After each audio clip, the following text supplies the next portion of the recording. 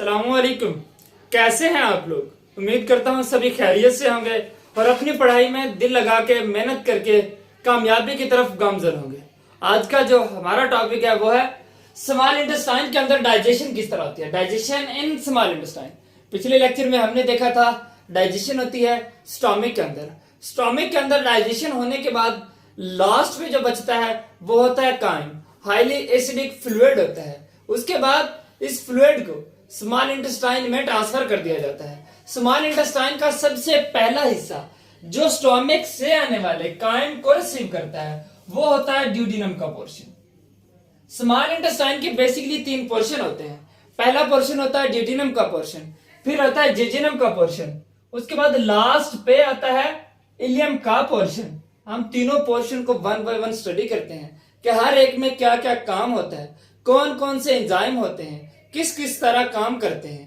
चलिए सबसे पहले बात कर लेते हैं ड्यूडिनम की।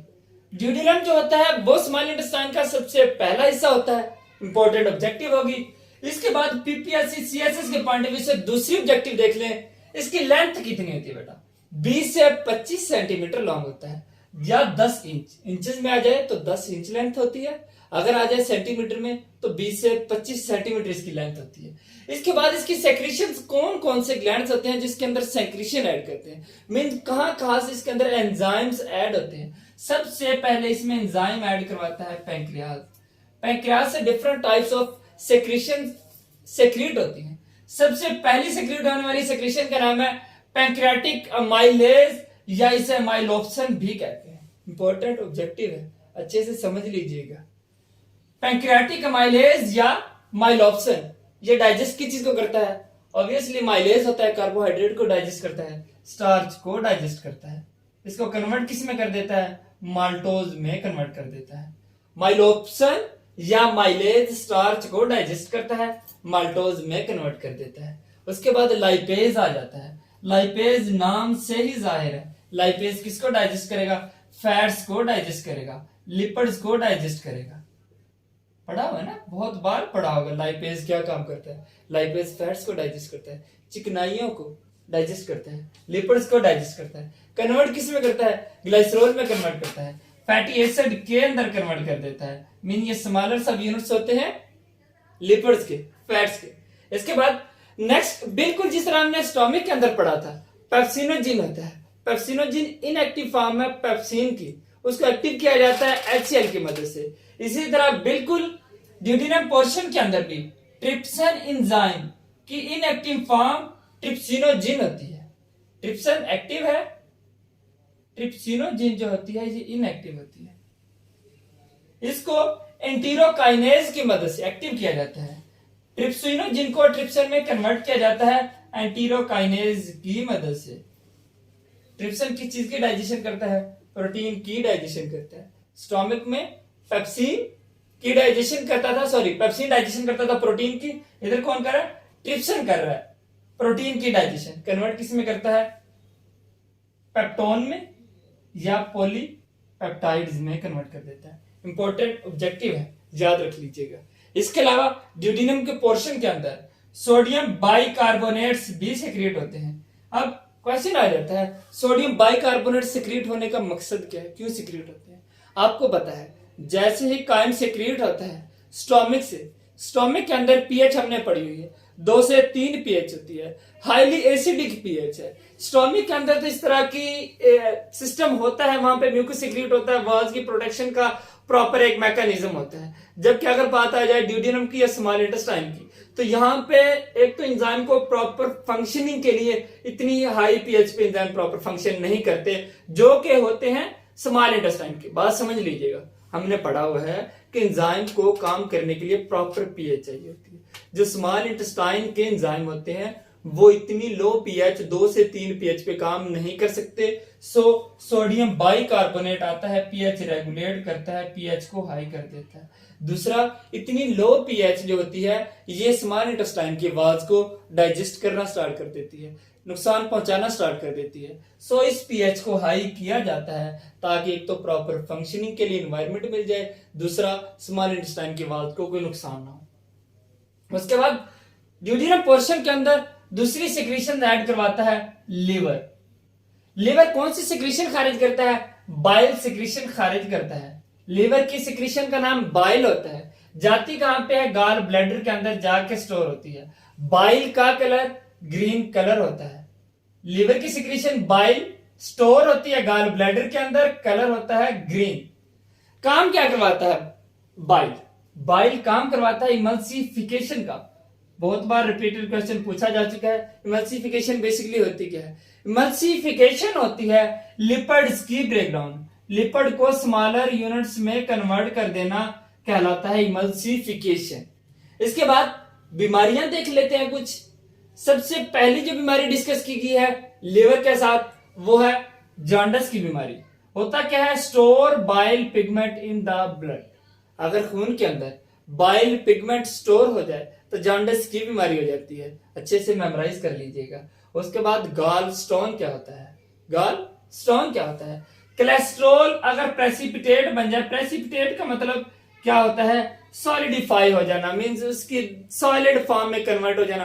प्रेसिपिटेट की अगर सिंपल सी एग्जांपल दूं ना, तो जिस तरह सालन बनाया जाता है ना, तो उसके बाद उसके ऊपर डालडा घी आ जाता है। तो डालडा घी जो आता है वो सॉलिड फॉर्म में जो कन्वर्ट होकर उसके ऊपर आया हुआ होता है, वो प्रेसिपिटेट बना होता है। सेम इसी तरह अगर कोलेस्ट्रोल जो होता है वो गॉल ब्लैडर के अंदर सॉलिडिफाई हो जाए, सॉलिड फॉर्म में कन्वर्ट हो जाए, तो उसके जो सॉलिड की छोटे छोटे पार्टिकल्स होते हैं उन्हें गॉल स्टोन कहते हैं। इसके अलावा लीवर का एक इंपॉर्टेंट फंक्शन होता है, वो टॉक्सिक फॉर्म होती है अमोनिया की, इसको कन्वर्ट कर देता है लेस टॉक्सिक में। यूरिया लेस टॉक्सिक होता है, टॉक्सिक अमोनिया को लेस टॉक्सिक यूरिया में कन्वर्ट कर देता है, फिर इसे बॉडी से एक्सक्रीट करवा दिया जाता है। ये था बेटा हमारा ड्यूडेनम पोर्शन। पैंक्रियाज की और लीवर्स की हमने पढ़ ली सेक्रीशंस, और हर एक सेक्रीशन को ये भी देखा कि वो क्या क्या काम करती है। उसके बाद आ जाता है जेजिनम का पोर्शन। जेजिनम का पोर्शन ड्यूडेनम के बाद आता है। ये 2.4 मीटर लेंथ होता है।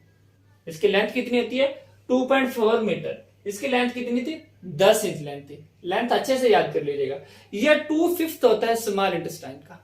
स्मॉल इंटेस्टाइन का 2/5 पार्ट जो होता है वो जेजिनम पे कंसिस्ट करता है। कंप्लीट डाइजेशन का प्रोसेस जेजिनम पोर्शन के अंदर होता है। इसके अंदर डिफरेंट टाइप्स ऑफ एंजाइम होते हैं जो फंक्शन करते हैं। एंजाइम देख लें बेटा, टोटल जो कि स्मॉल इंटेस्टाइन के अंदर काम कर रहे हैं, और वो क्या क्या काम करते हैं, इंपॉर्टेंट ऑब्जेक्टिव है। वैसे जनरल नॉलेज के पॉइंट ऑफ व्यू से भी ये जरा टर्मिनोलॉजी अच्छी रहेगी आप लोगों के लिए अगर इसको जरा देख लेंगे तो। इरिप्सन जो एंजाइम होता है ये डाइपेप्टाइड्स पे काम करता है। इरिप्सन डाइपेप्टाइड्स पे काम करता है। लाइपेज फैट्स के ऊपर काम करता है, लिपिड्स के ऊपर काम करता है। माल्टेज माल्टोज के ऊपर काम करता है। लैक्टेज लैक्टोज के ऊपर काम करता है। पेप्टाइडेज पॉलीपेप्टाइड्स के ऊपर काम करता है। ये सभी इंपॉर्टेंट है ऑब्जेक्टिव के पॉइंट ऑफ व्यू से, शॉर्ट क्वेश्चन के पॉइंट ऑफ व्यू से। नेक्स्ट, स्मॉल इंटेस्टाइन का थर्ड पोर्शन होता है इलियम का पोर्शन। अगर इसकी लेंथ की बात की जाए तो इसकी लेंथ होती है 3.5 मीटर। ऑब्जेक्टिव के पॉइंट ऑफ व्यू से, शॉर्ट क्वेश्चन के पॉइंट ऑफ व्यू से बड़ी इंपॉर्टेंट टर्मिनोलॉजी है कि कितनी इसकी लेंथ होती है? 3.5 मीटर इसकी लेंथ होती है। इसका बेसिक फंक्शन क्या होता है? इलियम पोर्शन का, इलियम पोर्शन का बेसिक फंक्शन होता है सारी की सारी जो अब्जॉर्प्शन होती है फीड इंग्रेडिएंट्स की, जो हमने खाई उसके बाद उसकी ब्रेकडाउन हुई, अब अब्जॉर्ब करके उसको आपके ब्लड का हिस्सा बनाना है, उसके लिम्फेटिक सिस्टम का हिस्सा बनाना है, वो सारी की सारी अब्जॉर्प्शन होगी स्मॉल इंटेस्टाइन के इलियम पोर्शन के अंदर।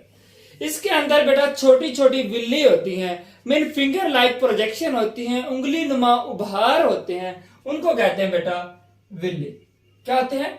फिंगर लाइक प्रोजेक्शन या आउटग्रोथ, छोटे छोटे उंगलियों की तरह के उभार होते हैं, इनको कहते हैं विल्ली। इनका क्या काम होता है बेटा? ये सरफेस एरिया इंक्रीज करते हैं, अब्जॉर्प्शन में हेल्प करते हैं। अगर बात की जाए पार्ट्स ऑफ विल्ली की तो कौन कौन से पार्ट होते हैं बेटा? इसमें मेनली दो तरह की वेसल्स होती हैं।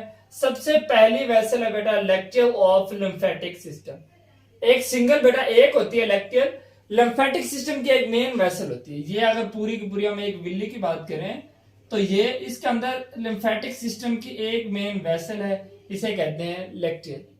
दूसरी बेटा देख लें ब्लड कैपिलरीज होती है, मेन ब्लड में फीड इंग्रेडिएंट को शामिल करने के लिए, शुगर को, अमाइनो एसिड्स को, फैटी एसिड्स को, ग्लाइसरोल्स को शामिल करने के लिए, यहां से अब्सॉर्ब करने के लिए ब्लड कैपिलरीज होती हैं। खून की सिंगल सेल थिक नालियां होती हैं, उनको कहते हैं ब्लड कैपिलरीज। ये यहाँ से फूड इंग्रेडिएंट्स को अब्जॉर्ब करते हैं और हमारे ब्लड का हिस्सा बना देते हैं। जो एक्स्ट्रा फूड होती है जो ब्लड में रिक्वायर्ड नहीं होती वो सारी चली जाती है लैक्टियल सिस्टम के अंदर। इसके अलावा अगर डिटेल स्टडी की जाए इस विल्ली की तो इसके अंदर मजीद फिर माइक्रो विल्ली भी होती है। इलेक्ट्रॉन माइक्रोस्कोप से अगर आप स्टडी करें तो इसके ऊपर और बहुत से छोटे छोटे फिंगर लाइक प्रोजेक्शन मजीद छोटे छोटे थ्रेड होते हैं जिन्हें कहते हैं माइक्रो विल्ली। अगर इसकी प्रॉपर डेफिनेशन की जाए तो small cylindrical process on epithelial cell.